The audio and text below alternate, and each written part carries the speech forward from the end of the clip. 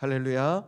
네, 먼저 이 시간에도 하나님을 예배하는 우리 성도들에게 오늘 오순절 마가의 다락방에서 성령의 은혜를 경험하고 이들의 인생이 변화되었던 것처럼 여러분의 삶도 성령의 은혜로 변화되는 역사가 있기를 주의 이름으로 축원합니다. 우리 주위 분들 보고 인사 한번 하겠습니다. 옆이 앞들 이렇게 보시면서 주님의 이름으로 사랑하고 축복합니다. 오늘도 은혜 받는 시간 되십시오라고 이렇게 멀리서 눈빛으로나마도 인사 좀 하시면 좋을 것 같습니다. 주님의 이름으로 사랑하고 축복합니다. 은혜 받는 시간 되십시오.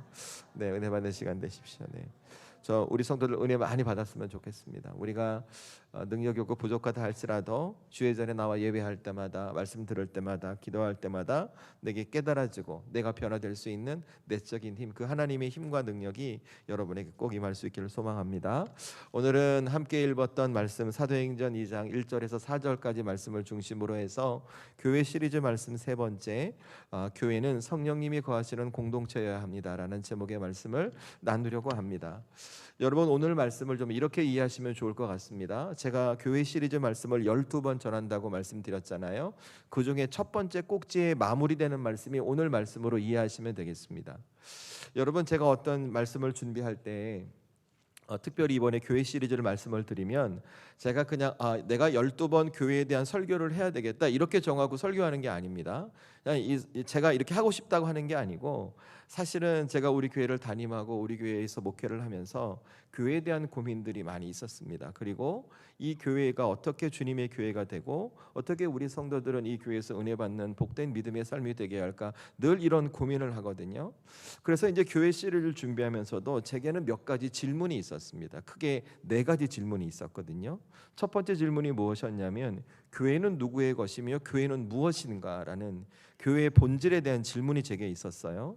그리고 두 번째 질문은, 그러면 무엇이 주님의 교회를 교회답게 할 수 있겠는가? 이 두 번째, 즉 교회의 존재 방식에 대한 질문이 있었고, 세 번째는 그렇다면 그 교회는 이 땅에서 어떤 사명을 감당해야 하고, 네 번째, 그러면 그 주님의 교회를 세워가는 성도들의 삶은 어떠해야 되는가?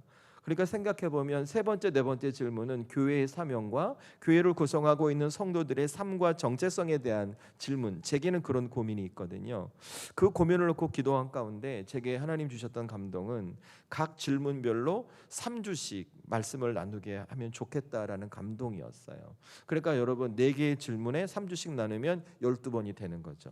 그리고 오늘이 그 첫 번째 질문, 교회는 누구의 것이며 교회는 무엇인가에 대한 질문의 마지막 답변이 될 수 있다는 것입니다.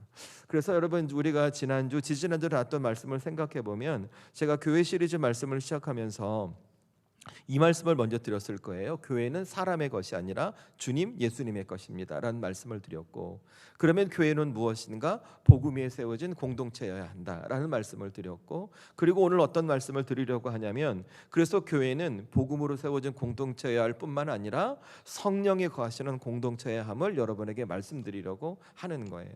왜냐하면 여러분, 교회가 아무리, 저와 여러분이 아무리 교회가 주님의 것이라고 고백을 한다 할지라도, 우리 주님의 몸된 교회가 아무리 십자가 복음에 세워져 있다 할지라도 이 교회 안에 성령께서 거하시고 성령께서 임재하시지 않으면, 우리가 교회라는 모형과 형태를 갖고 있을지 몰라도 이 땅에서 진짜 하나님의 교회로서 맡겨진 사명을 감당해낼 수 없기 때문에 그렇습니다. 여러분, 한번 생각해 봐주세요. 제가 교회 시리즈 말씀을 준비하고 지난주도 혹은 뒤지난주도 이런 말씀을 드렸을 거예요. 우리가 살아가는 시대의 교회가 정말 많습니다. 여러분, 밤에 올라가서, 저희 집이 15층이거든요. 창문을 열면, 요즘은 이제 아파트가 많아서 잘 안 보이는데 처음 왔을 때만 이렇게 보잖아요. 곳곳에 빨간색 십자가가 얼마나 많은지 몰라요. 건물 위에 교회가 너무나 많습니다. 그런데 그 교회를 향해 누군가가 여러분에게, 목사님, 장로님, 권사님, 집사님, 성도님, 혹시 저 교회가 하나님이 주신 교회 같은데 그 하나님의 사명을 잘 감당하고 있습니까? 라고 묻는다면 여러분, 어떻게 답변하실 수 있으시겠어요? 우리 솔직히 그렇다고 말 못하잖아요. 여러분, 세상 속에 보여주는 교회의 모습이 그래요. 여러분, 교회가 걱정해야 할 세상이 도리어 교회를 걱정하고 있습니다. 이 세상에 교회가 많아요. 형태를 갖고 모형을 갖고 있지만 그 교회의 중심이 하나님과 예수님이 아니라 사람이 중심이 되니까 어떤 일이 생기냐면, 오히려 세상을 어지럽게 하는 일들도 교회 가운데 일어나고 있어요. 여러분, 이것은 표면적인 이야기예요. 더 큰 문제가 뭔지 아십니까? 요즘 시대 교회가 많아요. 우리도 그 교회 중에 하나인 것이죠. 조건도 상황도 시스템도 과거에 비해서 정말 좋아졌거든요. 그런데 정작 교회 가서 하나님을 예배하면 그 예배 가운데 하늘 생명이 느껴지지 않는 교회들이 너무나 많이 있다는 거예요. 그러니까 여러분, 어떤 일이 생기냐면 성도들이 열심히 예배는 드려요. 그런데 성도들의 삶이 변하지 않아요. 이 강대상에서 하나님의 말씀은 선포가 되는데 그 말씀의 능력이 성도들의 삶에서 나타나지 않는 거예요. 여러분, 저는 지금 어떤 교회를 상상하시면 안 됩니다. 저는 지금 어떤 교회를 지적하고 평가해서 정죄하고 비판하려는 의도가 아니에요. 저는 요즘 시대 교회가 그렇기 때문에 우리가 함께 믿음 생활하고 신앙 생활하는 공동체, 우리 단비교회만큼은 그런 교회가 되지 않도록 우리의 삶과 우리의 믿음과 우리의 신앙을, 우리 교회를 새롭게 지켜가자는 것입니다. 그래서 이 아침에 저와 여러분이 하나님을 예배하면서 스스로에게 던져야 할 질문이 있어요. 그 질문이 무엇이냐면, 우리가 함께 믿음 생활하고 신앙을 지켜간 이 주님의 몸된 단비교회가 대체 무엇이 움직이게 하는 교회가 되어야 하는가?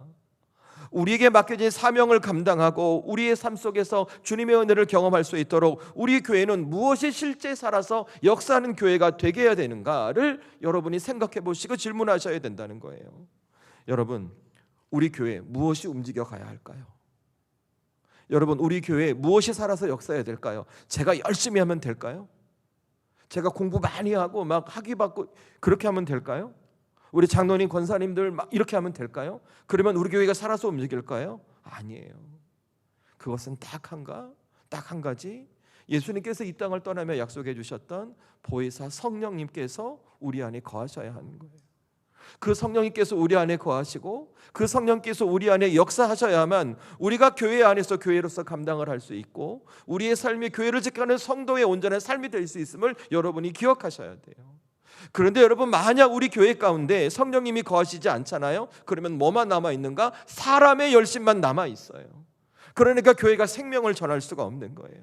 예배를 드리지만, 찬양을 하지만, 기도는 하지만 그것이 하나님 앞에 합당한 모습이 아니라 사람이 원하는 모습으로 간다는 말이에요. 여러분, 그것이 오늘 성경에서 이야기해주고 있는 거예요. 여러분, 오늘 성경 우린 이렇게 알아요. 사도행전 2장에 오순절 성령 감림 사건 하면 우린 보통 이렇게 이해합니다. 이 땅에서 십자가의 사명을 감당하시고 승천하실 예수님께서, 얘들아, 내가 떠나면 나를 대신할 보혜사 성령님께서 오실 거야 라고 말씀해 주셨으니 그 말씀이 이루어진 것으로만 생각해요. 아니요, 그렇지 않습니다. 여러분, 이 말씀을 깊이 읽고 곰곰이 묵상하잖아요. 이 오순절 성령 감림 사건은 이 땅의 주님의 교회, 예수님의 피값으로 사신 교회가 어떻게 시작이 되었는지, 그리고 주님의 교회, 그 주님의 피값으로 사신 교회가 무엇으로 존재해 가는지를 설명하고 있는 결정적인 사건이에요. 여러분, 다시 말해 교회의 시작은 사람이 아닙니다. 교회의 시작은 사람의 열심이 아닙니다. 어떤 제도와 어떠한 조직이 아니라 오직 성령님의 임재와 역사였음을 오늘 성경이 증명하고 있는 거예요. 여러분, 오늘 성경 나중에 꼭 읽어보세요. 사도행전 2장 오순절 성령 감림 사건이 일어날 때 다락방에서 일어나거든요. 여러분, 그곳에 사람들이 모여 있었어요. 성령이 임하시기 전 그곳에 누가 있었냐면 예수님의 12제자들, 예수님의 형제들, 예수님을 만났던 사람들, 그들이 그 다락방에 모여 있었단 말이에요. 모여서 기도도 했어요. 예수님의 말씀도 붙잡았어요. 그런데 그들은 여전히 두려워했어요.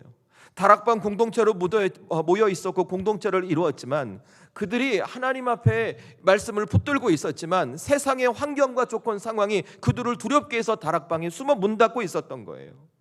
그런데 그들에게 성령께서 임하십니다. 성령께서 임하시니까 문을 닫고 있던 그들이 문을 열어요. 숨어있던 그들이 세상을 향해요. 이제 복음을 전하기 시작하는 거예요. 다락방 공동체는 조직도 없었고 사람도 없었고 아무것도 없었어요. 직분도 없었어요. 그런데 그들이, 그 공동체가 교회로서의 역할을 감당하기 시작했다는 거예요. 여러분, 성경에서 말하는 이 메시지가 뭘까요?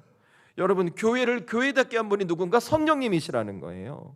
교회를 교회답게 움직이고 이끌어가시는 분이 바로 성령님이셨음을 오늘 성경에서 증명하고 있는 거예요. 그래서 여러분, 진짜 주님의 교회, 살아계신 하나님의 생명을 전하는 교회는 사람이 많이 모인 교회라고 주님의 교회가 될 수 있는 게 아니에요. 적더라도, 부족하더라도, 약하더라도 세상에 보기에 어쩌면 쓰러질 것 같더라도 그 교회 안에 성령님께서 임재하실 때 그 교회가 진짜 주님의 교회가 될 수 있음을 성경이 말해주고 있는 거예요. 저는 우리 담비교회가 이 주님의 성령께서 임하시는 교회가 될 수 있기를 주의 이름으로 축원합니다. 저는 우리 성도들이 이 말씀을 가슴에 꼭 담으셨으면 좋겠어요. 교회는 성령님께서 거하셔야 돼. 성령께서 역사하셔야 돼. 이 진리를 여러분의 마음과 심령에 꼭 새기셔야 합니다. 특별히 누가? 담임 목사인 우리 장로님들, 권사님들, 항존직 직분자들 꼭 새기셔야 돼요. 왠 줄 아세요? 우리가 이 진리 놓치잖아요. 우린 교회를 생각할 때마다 성령의 도우심을 구하지 못해요. 교회를 바라볼 때마다 어떤 문제가 있으면 자꾸 세상의 방식을 갖고 들어올 거예요.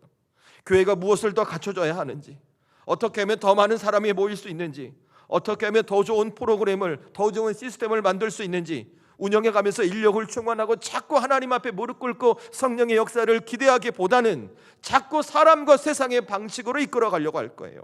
그거 필요합니다. 인정합니다. 저도 그렇게 목회합니다. 그런데 우리가 아무리 하나님 앞에 좋은 머리를 갖고 있어도 교회를 시작하게 하신 성령님보다 앞설 수 없어요. 교회가 아무리 세상에 좋은 것을 다 갖고 있어도 교회의 능력은 성령님 외에는 다른 것이 될 수가 없다는 것입니다. 교회의 시작이 성령님이셨기에 교회의 능력도 교회의 중간도 끝도 성령님이 되셔야 된다는 거예요. 그래야 교회가 교회의 사명을 감당할 수 있습니다. 저는 그래서 이 아침 우리 성도들이 이 진리를 놓치지 않을 수 있기를 주의 이름으로 축원합니다. 그래서 여러분 이 아침에 여러분 기도하셔야 돼요. 여러분의 교회를 정말 사랑하고 이 교회 가운데 은혜 받는 믿음의 백성, 그래서 내 삶에 저 하늘에서 주시는 하나님의 은혜를 채우는 하늘 백성이 되길 원하신다면 우리 교회를 위해서 기도하셔야 돼요. 우리 교회가 성령에 거하시는 믿음의 공동체가 되기를 기도하셔야 돼요. 그리고 여러분의 태도를 바꾸셔야 돼요. 여러분, 성령님께서 교회에 거하신다는 말 오해하시면 안 돼요. 이 공간에 성령의 임재가 일어난다는 말만을 말하는 게 아니에요. 우리 교회 어떤 저 지하 예배실에, 혹은 우리 아동부 예배실에, 우리 찬양대실에, 혹은 우리 목양실에 성령께서 임재가 어떤 공간에 임재가 일어난다는 말을 말하는 게 아니에요. 여러분, 성령님께서 교회에 거하신다는 그 이야기는 건물 안에 성령님이 계시느냐 안 계시느냐의 이야기가 아니라 교회를 이루고 있는 성도의 마음과 심령 안에 성령님이 거하실 수 있는 합당한 믿음이 있는가, 신앙이 있는가는 바라보는 질문과 연결이 되셔야 돼요. 왠 줄 아세요? 여러분, 성령님 아무데나 임하시는 분이 아니에요. 아무데나 가시는 분이 아니에요. 그분은 거룩하신 하나님의 영이기 때문에 내가 나라는 존재, 내 방식을 놓고 온전히 은혜를 사모하고 온전히 주를 향한 의지함을 보이는 그 자에게, 기다림 있는 그 자에게 성령께서 임하시는 거예요. 자, 여러분, 오늘 말씀도 나중에 꼭 읽어보세요. 잘 생각해 보세요. 오늘 성령 강림의 사건, 마가의 다락방, 오순절 마가의 다락방에 성령이 임했죠. 그죠? 임했죠, 성경에. 그죠? 임했잖아요. 여러분, 표정이 지금 무슨 이런 표정이 많은데요. 여러분 아셨죠? 네, 임했잖아요. 그죠? 근데 이들이 성령님을 초청했어요? 성령님 제게 와주세요 초청했어요? 안 했어요. 이들은 그냥 하나님의 은혜를 사모했던 것뿐이에요. 현실과 상황과 조건이 어려워요. 내가 감당할 수 없는데 하나님, 그렇지만 내 거 다 내려놓겠습니다. 난 오로지 예수님의 말씀을 붙들고 이 기다림의 자리에서 은혜를 사모합니다라고 기다리고 있어. 그러니까 성령이 임해버리는 거예요. 그래서 여러분, 우리가 다시 한번 물어야 돼요.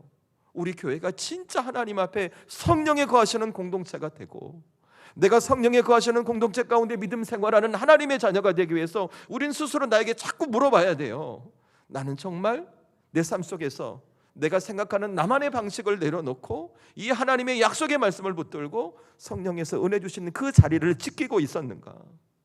예수님의 말씀하신 이 약속의 말씀을 붙들고 주님, 제게도 주님의 은혜가 필요합니다라는 신앙의 모습을 갖고 여러분이 낮아진 자리로 주님 앞에 무릎을 꿇었었는가를 여러분이 살펴보셔야 합니다.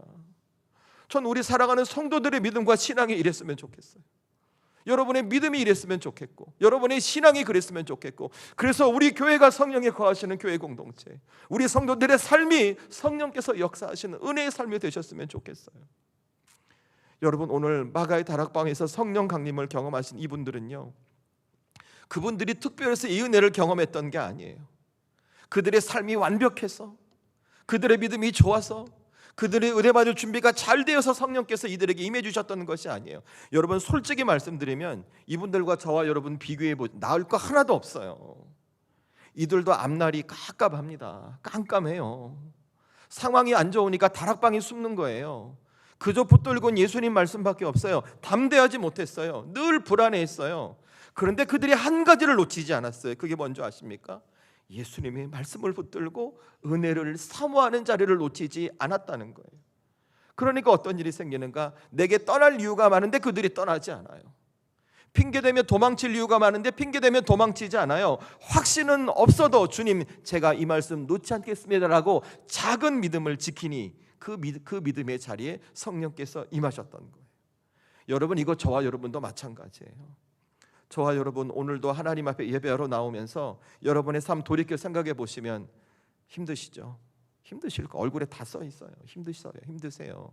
걱정도 근심도 내 삶이 왜 이런가? 몸도 아프고 정말 이거 잘 안 풀리고 이 세상은 어렵고 날은 왜 이렇게 추워? 따뜻하다고 하는데 나만 추운 것 같아. 그런 삶이 우리의 모습이잖아요. 그죠? 내가 열심과 노력하지만 지켜지지 않는 것 같은데 우리의 삶인 거예요.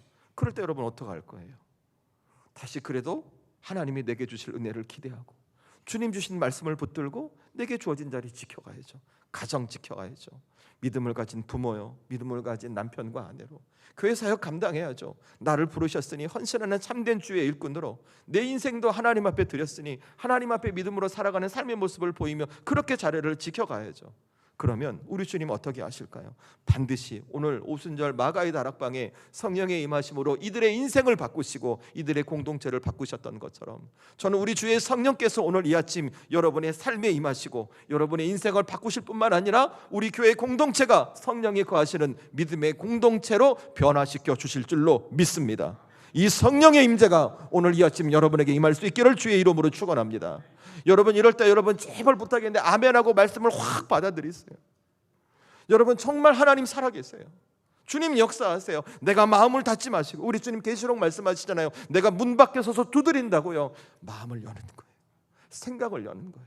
내가 안 되는 것 같다 할지라도 아니야 주님 말씀하셨으니 될 거야 라는 믿음을 갖고 여러분의 시선을 마음을 생각을 열고 아멘으로 받아들이세요.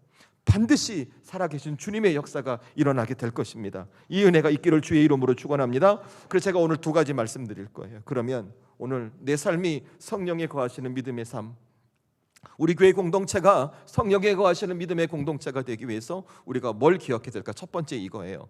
성령이 거하시는 공동체는 주도권이 바뀐 공동체라는 거예요. 아마 저는 우리 성도들도 다 이런 생각 한 번쯤은 해보셨을 것 같아요. 몰라요. 제가 짓궂어서 그런지 모르는데 제가 목회하면서 성경 읽으면서 가끔은 그런 생각을 해요. 야 초대교회는 다 되는데 왜 우리 교회는 안 돼? 이런 생각을 좀 해요. 예를 들자면 우리 오순절 성령감인 사건 이후에 베드로 사도가 복음을 막 전해요. 복음을 전할 때 3,000명씩 회심하고 돌아오거든요. 물론 저는 베드로 사도가 아니니까 그렇게 할 수 없겠죠. 그런데 여러분 한편으로 생각해 보면 베드로 사도의 사역은 초대교회의 사역이거든요. 그러니까 지금으로 비교해 보면 이 초대교회는 우리가 갖고 있는 시스템도 조건도 상황도 아무것도 없단 말이에요. 그런데 그렇게 되는데 우리는 안 된단 말이에요. 그러니까 이게 의문이 되는 거예요. 여러분 예컨대 제가 신학교 신대원단 이렇게 할 때 그러니까 이제 뭐 바울을 전공하신 교수님도 계시고 이런 분들이 계세요. 그러면 수업할 때 본인이 성지순례 가셔서 찍어온 사진을 보여주십니다. 그러니까 초대교회의 모습이 어땠는가? 여러분 우리가 생각하는 교회의 모습이 아닙니다. 그냥 우리 이제 건물 지을 때 가장 기초로 벽돌로 쌓은 형태 있잖아요. 그렇게 생겼어요. 안에는 깜깜하고 환기도 잘안, 문도 작아요. 거기에 호롱불 같은 거 켜고 예배드렸다는 거예요. 어떤 곳에는 이 토구를 파서 이 절벽에 있는 토구를 파서 넓은 공간을 만들어서 거기서 사람들이 모여서 예배드렸다는 거예요. 제가 그 말을 딱 듣는 순간 냄새 장난 아니겠다 이런 생각이 드는 거예요. 저는 막 은혜 막 이런 거보다. 왜냐하면 여러분 거기 더운 나라잖아요. 우리도 여름에 땀 흘리고 하루만 안 씻으면 막 쉰내 막 발냄 장난 아니잖아요. 그 나라 사람들은 더 있을 거 아니에요. 그죠? 그런데 그들은 그것을 극복하고 그 공동체에서 예배를 드려요. 여러분 한번 생각해 보세요. 우리 시대 훨씬 더 좋아요. 우리 환경도 좋아요. 여러분 추울까 봐 히터 틀어놓고 이것도 센서를 맞춰놓잖아요. 알아서 들어왔다 나갔다 합니다. 걱정할 필요가 없어요. 지금 음향도 잘 들리시죠? 그죠? 저는 조명도 받고 있어요. 유튜브로 실시간 송출도 하고 있습니다. 제가 언젠가는 나는 저분을 모르는데 어떤 분이 저한테 인사를 하는 거예요. 목사님이시죠? 예, 설교 잘 들었습니다. 이러시는 거예요. 제가 그랬어요. 아, 착하게 살아야 되겠다. 함부로 말하면 안 되겠다. 이런 생각. 여러분, 시대는 너무 좋아졌어요. 그런데 여러분 생각해 보세요. 초대교회에 일어났던 주님의 역사가 왜 이 시대는 일어나지 않을까요? 과거에 비해 훨씬 더 좋아졌는데 왜 그 주님의 역사가 일어나지 않을까요? 환경도 시스템도 조건도 프로그램도 다양하고 사람도 많은데 왜 그럴까요? 상상도 할 수 없을 만큼 편리함이 우리에게 주어졌는데 왜 초대교회 같은 역사가 이 시대 교회 가운데 일어나지 않을까요? 한번 깊이 고민해자는 것입니다. 저도 고민했어요. 그런데 그 힌트를 어디서 찾았는가? 그 힌트가 오늘 말씀에 있었던 것이죠. 그 답을 먼저 말씀드리면 이건 주도권의 문제였다는 거예요. 여러분, 오늘 말씀 제가 그것을 설명드릴 테니까 어디를 보시냐면 오늘 말씀 2절을 한번 보시면 좋겠습니다. 오늘 말씀 2절의 말씀을 저와 여러분이 함께 읽습니다. 시작. 호련히 하늘로부터 급하고 강한 바람 같은 소리가 있어 그들이 앉은 온 집에 가득하며 아멘. 자, 여러분, 이 말씀 보시면 지금 성령께서 이 땅 가운데 임하시는 모습을 기록하고 있어요. 그죠? 그런데 이 성령께서 어느 타이밍에 어느 순간 어떤 방법으로 성령께서 임하셨어요. 우리 성경 2장 2절 보니까 첫 번째 단어가 뭐예요? 호련이에요. 호련이. 여러분, 호련의 뜻 먼저 아시죠? 호련의 뜻이 뭔지 한번 생각해 보세요. 호련이란 말, 갑자기, 예고 없이, 그죠? 어느 순간 나도 모르게. 여러분, 호련이라는 말 사람이 컨트롤할 수 있어요? 없어요? 없어요. 세상의 시스템이 있다 없다 말할 수 있어요? 없어요? 말할 수 없어요. 그죠? 사람과 세상이 조절할 수 없는 방식으로를 호련이라고 말해요. 그러니까 여러분, 교회의 시작이 어떤 것이냐면 하늘에 계신 성령님께서 사람이 조정할 수 없고 세상이 조정할 수 없는 방식으로 이 땅에 임하심으로 교회가 시작이 되었다는 거예요. 그러면 여러분 생각해 보세요. 교회를 이끌어갈 주도권은 누구에게 있어요? 사람에게 있어요? 제게 있어요? 장로님께 있어요? 당회에 있어요? 공동회에 있어요? 아니면 성령님께 있어요? 대답해 주세요. 성령님께 있어요. 여러분, 이걸 놓치고 있었던 거예요. 성령님께서 교회를 주셨어요. 하나님은 성령님을 통해 교회를 이끌어가고 싶으세요. 그런데 그 하나님의 주도권 앞에, 그 성령님의 주도권 앞에 교회가 무릎 꿇지 않았다는 거예요. 그러니까 어떤 일이 생기냐면 교회를 구성하고 있는 성도들이 우리가 마치 성령님을 모셔 드려야 하는 것으로 생각하는 거예요. 아니에요. 성령님께서 우리 교회를 이끌어 가시고 성령께서 우리 교회에 역사하실 수 있도록 교회는, 여러분은 내가 가지고 있는 것을 내려놔야 하는 거예요. 그분이 조정할 수 있도록 나를 열어드려야 하는 거예요. 그런데 요즘 시대에 보면 그렇지 않은 것이죠. 누가 이끌어가요? 목사님이. 누가 이끌어가요? 장로님이. 당회가. 어떤 분은 헌금을 많이 하시는 분이, 사회적으로 명망을 가진 분이 정책과 방향을 결정하는 거예요. 성령님이 이끌어 가실 수 있도록 기도하고 간구하고 무릎 꿇고 있는 신앙의 모습이 보이지 않는 거예요.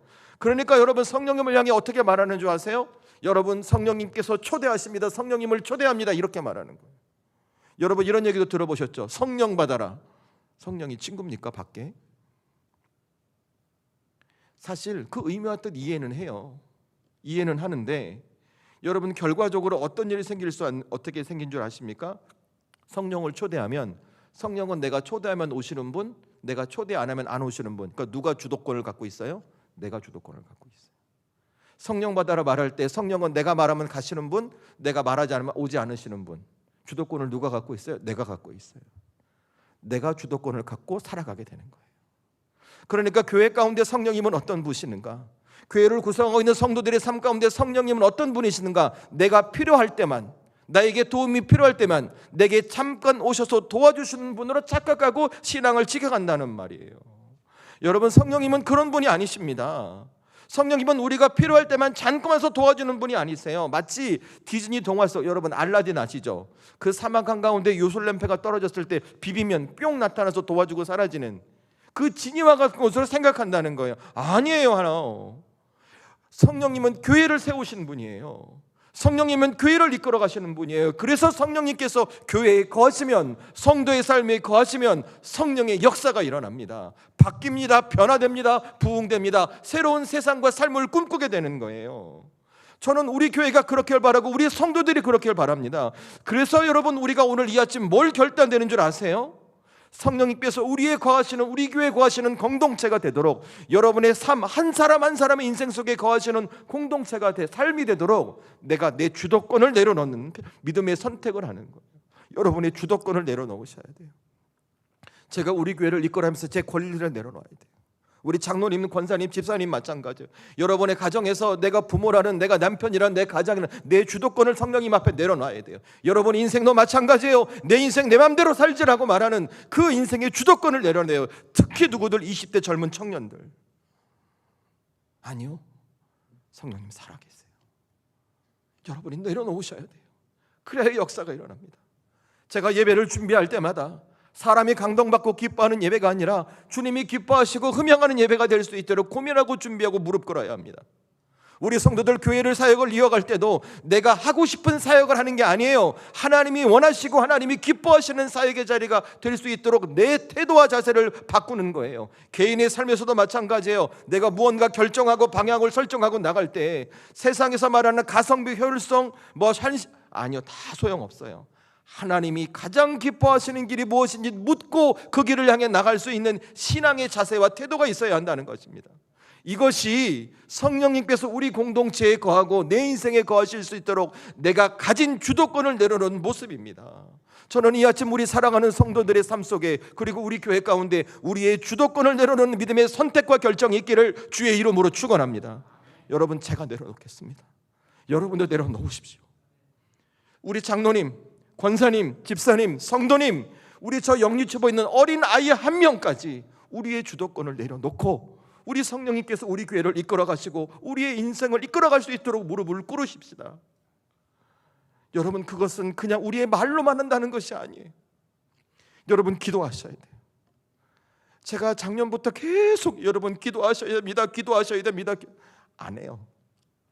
물론 집에서 하시겠죠. 할 거라고 믿고 저는 제가 해요. 혼자 기도하기 쉽지 않습니다. 여러분이, 제가 우리 청년들 만나서 이런 얘기 가끔 해줘요. 20대를 내가 어떻게 하나님과 보내에 따라서 30대가 결정이 돼요. 30대를 내가 어떻게 하나님과 보내에 따라서 40대가 결정이 돼요.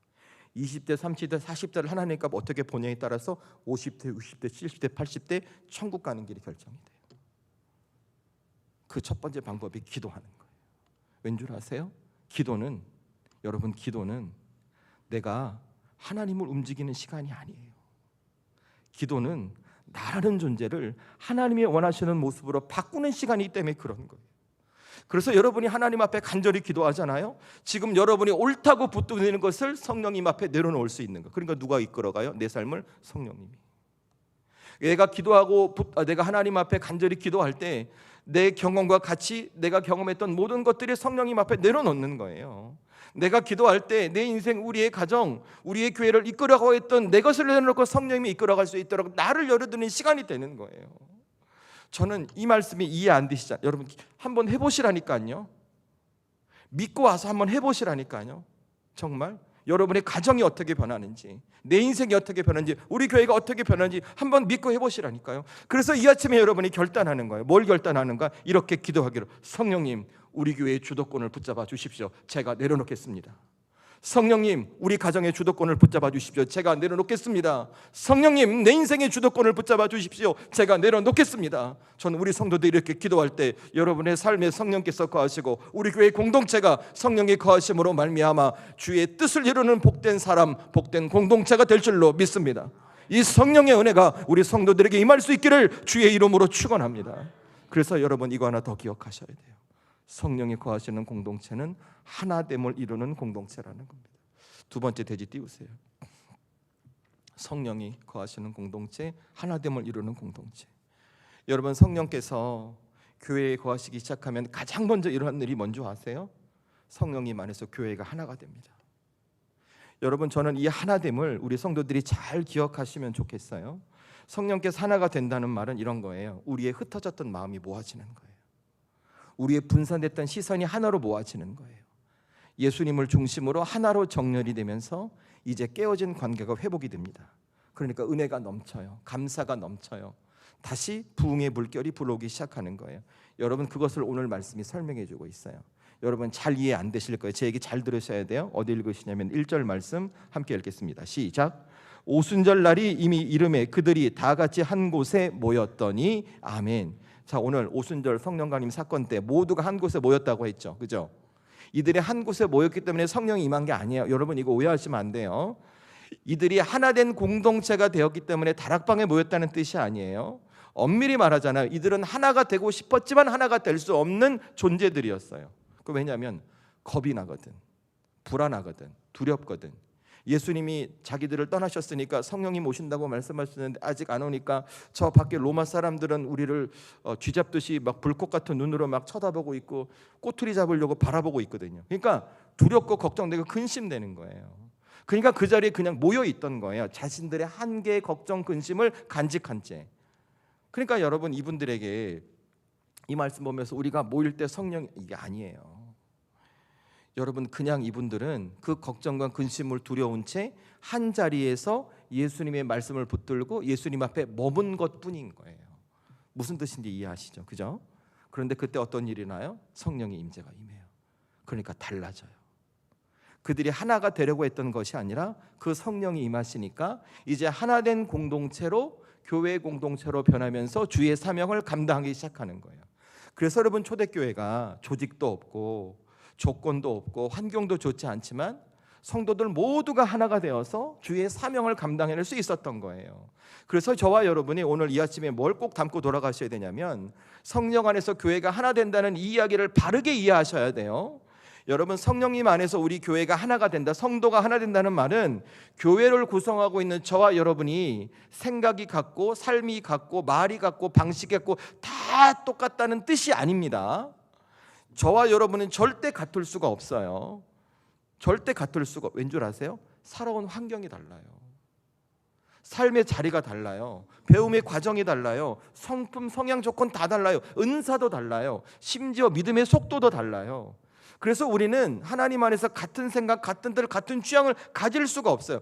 그래서 교회는 원래 다양한 사람들이 모이는 겁니다. 생각도 다르고 습관도 다르고 말도 다르고 세대도 다르고 지금도 마찬가지잖아요. 삶의 방식도 다 달라요. 믿음의 속도도 달라요. 이거 인정하고 믿음 생활 하셔야 돼요. 이거 인정하고 우리 기관장들, 사역자들은 그 사역 감당하셔야 돼요. 이거 인정하지 않잖아요. 그럼 어떤 일이 생기냐면 누군가를 보면서 내가 기준을 딱 정해요. 내가 기준, 저거 틀렸네, 마음에 안 드네. 그러면 내가 정죄합니다. 내가 정죄하니까 그를 판단하고 지적하니까 이제 내 입에서 거친 말이 나가요. 거친 태도가 나요. 거친 눈빛, 거친 말. 은혜 받기 위한 이 교회 공동체 안에서 상처받고 교회를 떠나버리는 거예요. 이것이 이 시대 교회 가운데 비일비재하게 일어나요. 저는 우리 교회가 절대 그런 교회가 되지 않기를 원합니다.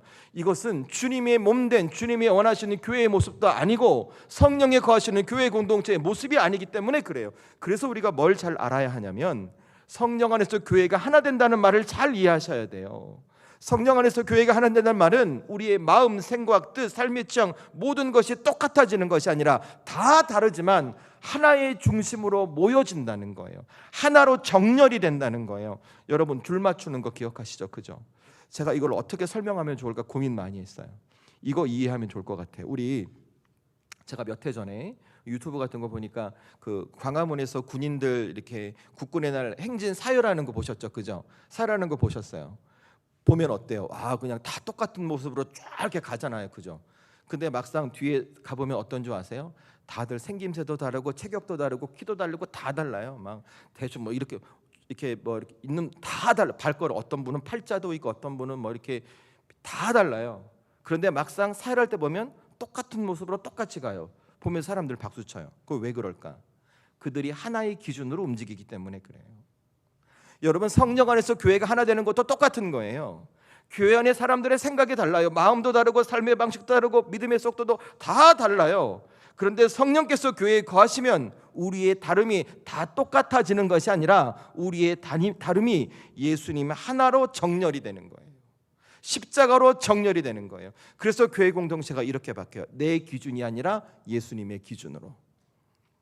내 기쁨이 아니라 이것을 주님이 정말 기뻐하시는가를 고민하게 돼요. 내 선택, 내 결정이 아니라 이것이 주님이 기뻐하시는 선택이 될 수 있는가? 그것을 생각하는 거예요. 내 경험과 내 방식이 아니라 이제 인내하고 기다리고 참아주고 보듬어주고 그를 세워주는 복음의 방식으로 사역이 이루어지는 거예요. 이것이 성령 안에서 하나가 된 교회의 모습이라는 겁니다. 저는 우리 교회가 이랬으면 좋겠어요. 그래서 내 인생 살다가 너무 이번 주 힘들었어. 근데 저 앞에 들어오는데 안내하는 권사님이 어서 오라고, 그분 보자마자 펑펑 우는 거예요. 한 주 동안 아무도 나를 안아주지 않는데 그분이 나를 안아주는 그 손길 하나에 감동받아서 저는 우리 교회가 그랬으면 좋겠어요. 우리 성도들이 그랬으면 좋겠고, 여러분 그것은 딱 하나예요. 우리가 성령 안에서 하나가 되는 것입니다. 저는 이 아침에 우리 사랑하는 성도들이 다시 한번 우리의 믿음과 신앙을 돌이켜서 성령 안에서 하나가 될 수 있도록 저와 여러분이 주님 앞에 무릎 꿇고 내가 가지고 있는 모든 것들을 예수님으로 십자가로 정렬해가는 지혜로운 분들이 될 수 있기를 주의 이름으로 축원합니다. 여러분 초대교회가 그랬던 거예요. 초대교회가 그랬기에 지금과 비교해서 모든 것이 부족한 교회였지만 그들은 더 많은 이들에게 구원의 복음을 전했고 더 많은 이들이 주님 포문에 돌아와 영원의 구원을 경험하는 하늘의 은혜를 경험할 수 있었던 거죠. 저는 이제 올 한 해 마무리하잖아요. 오늘 예배가 마쳐진 이 순간부터 우리 단비교회가 그런 교회가 됐으면 좋겠고 우리 성도들이 그런 성도들이 되셨으면 좋겠어요. 여러분 우리가 살아가는 삶 쉽지 않을 거예요. 시스템, 환경 아무리 좋아져도 그들의 삶 속에서 과거 초대교회 성도들이 겪고 있던 삶의 두려움, 걱정과 근심 우리에게도 똑같이 있어요. 그러나 우리 교회에 우리 성도들의 삶에 성령께서 거하시면 우린 세상을 다르게 살 수 있어요. 우린 하나님의 은혜를 경험할 수 있고 하나님의 역사하심을 드러내는 축복의 통로의 삶. 그래서 예수 믿는 게 너무 좋아요. 하나님 믿으세요. 우리 구원받고 천국 갑시다라고 담대히 말할 수 있는 복음의 능력을 여러분의 삶에서 경험하시게 될 거예요. 그러니 여러분 오늘 우리 이 아침 이렇게 결단합시다. 주님, 나의 생각, 나의 경험, 나의 판단 그 모든 것을 예수님으로 정렬해 가겠습니다. 우리 구역, 우리 교회, 우리 기관, 우리 부서 경쟁하지 않게 하시고 서로 다투지 않게 하시고 서로 섬기며 살아가는 아름다운 공동체가 되게 해주십시오. 아울러 주님이 저를 빚어갈 수 있도록 제 마음을 열겠습니다. 우리 교회를 세워갈 수 있도록 다시 무릎 꿇겠습니다. 우리 성도들 이렇게 결단할 때 우리 교회는 정말 성령께서 거하시는 공동체, 그리고 더 나아가 여러분의 인생도 하나님이 인도하시는 복된 인생이 될 줄로 믿습니다. 이 주님의 은혜가 우리 성도들에게 있기를 주의 이름으로 축원합니다. 여러분 이거 꼭 기억하시면 좋을 것 같아요. 여러분 성령님은 그냥 성령님이 아니라 보혜사 성령님이세요. 이게 무슨 말이냐면 우리가 도움을 구할 때 우리를 외면하지 않으시고 반드시 도와주시는 하나님의 영이라 말씀하시는 거예요. 그러니 여러분 오늘 이 아침에 나를 돌이켜 하나님 앞에 도움을 구하셨으면 좋겠어요. 하나님, 제가 바뀌고 싶어요. 저 거친 말 하고 싶지 않고 제 속마음 아시잖아요. 우리 사랑하는 남편에게, 아내에게, 가족들에게, 교회에 있는 믿음의 동역자들에게 정말 주님의 사랑을 전하는 축복의 통로가 제가 되고 싶어요. 주님 저 바꿔주세요. 나아가 우리 교회 하나님 지켜주셔서 성령께서 역사하시는 공동체가 될 수 있도록 붙들어 주세요. 그래서 우리의 사명 다하고 우리 언젠가 천국 가면 잘했다라고 칭찬받는 믿음의 사람이 제가 되게 하시고 우리 교회 되게 하시고 우리 동역자들 되게 해주세요라고 여러분이 기도하시면 좋을 것 같아요. 그럴 때 우리 성령님은 반드시 우리 교회를 다시 이렇게 세우실 것입니다.